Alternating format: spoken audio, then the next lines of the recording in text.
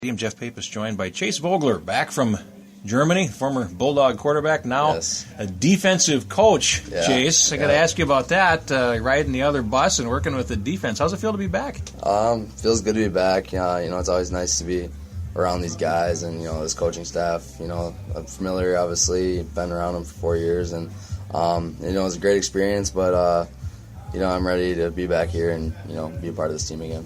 Tell me about Germany and playing in Bielefeld, which I understand is also the Bulldogs. Yep. But, tell us about that and about your professional experience over there. It was, a great experience. It was a long 6 months. You enjoy everything, but you miss home a lot. But, the team was awesome. The guys were great. I was able to be a part of a team that was really successful. Had a 16-2 record and won our GFL2 title. And, Germany was amazing. Was able to travel a lot and see a lot of very cool things that, I'll be able to take with me for the rest of my life. So, very grateful for that. And, it was definitely a life-changing experience for me.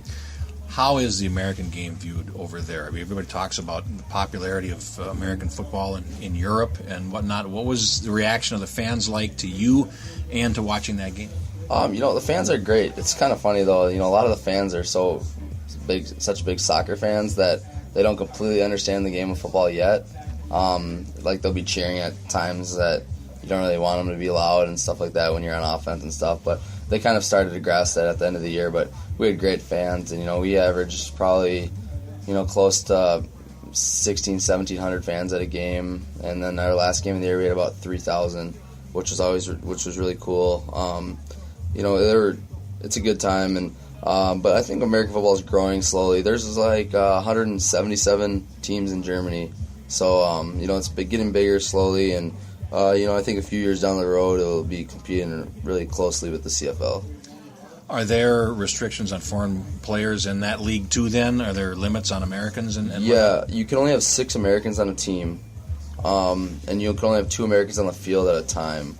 And under that American category is Canadians as well, obviously Americans, and also Japanese players, because those are the only countries with high school football. So that's what they are. That's what they compare it to, and that's where they put the regulations on. But so that's kind of the base of it. And then you can also, there's imports. And, on my team I had 2 guys from Croatia, a guy from London, a guy from the Netherlands, a guy from South Africa, a couple guys from Poland, and a guy from Russia, all on my team. So, there's a really diverse group, and it was, really cool, being around those guys and learning, about them and their lifestyles too.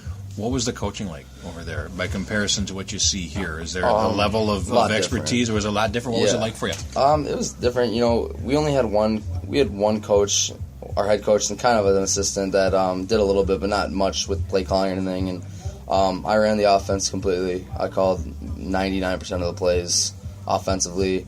And then another American, actually, a good buddy of mine that I lived with over there from Winona State, called the defense. So we kind of ran the show a lot during the games, and a lot of times at practice, and that's kind of how it went. The coaching's a lot different. Schemes are a lot more basic there. You don't have as much film preparation stuff, so it was interesting, I guess, when it came to that aspect of it. Well, the injury that you got, the reason that we're sitting on here and you're in a boot, is because of an injury that happened to you that put you on the shelf. Tell us about that and just about the whole process of getting yourself fixed up, which was unfortunately much more epic than you would probably rather have seen it. Yeah, just kind of a freak accident. I haven't had a serious injury in football in my life, so to go through that many games and not have one, is pretty remarkable. So, but it was just kind of a fluke accident. Got rushed from 2 different ways and got my ankle caught, and I felt it go right away, so I knew it was broken. And luckily, it was at the end of the year, so I was able to, play all year and enjoy it. And so I went in and had surgery, but it took a little longer than I wanted to. It was a process. It was a little different than you being in a U.S. hospital, because I think a lot of it's because insurance is completely covered over there. So they want to make sure they don't do anything wrong and everything. They want to get it right the first time. So they're a lot more sure about what they're doing. Then, the U.S. is kind of in and out quick. They got more people coming in, and, you don't want to sit there in a hospital bed so long. Right. And it was a long process. It was a frustrating process, but I got it done, and it was a lot easier with a lot of the guys over there, on my team, and the people over that city are really great people. So it made it a lot easier for myself, and it was nice coming home and being here. What'd you miss most about the States? A lot of obviously my family, friends, and my dog and stuff. But I really miss food. Food is a big thing. There's a lot of food is good there, but there's a lot they don't have, and getting back here and eating the stuff like Chipotle and Buffalo Wild Wings and stuff like that is just kind of really nice, and it gets old in 6 months eating the same thing over there. So I suppose. So, but I missed a lot, but it was a good 6 months. Would you go back if you had the opportunity, or are you done with that experience?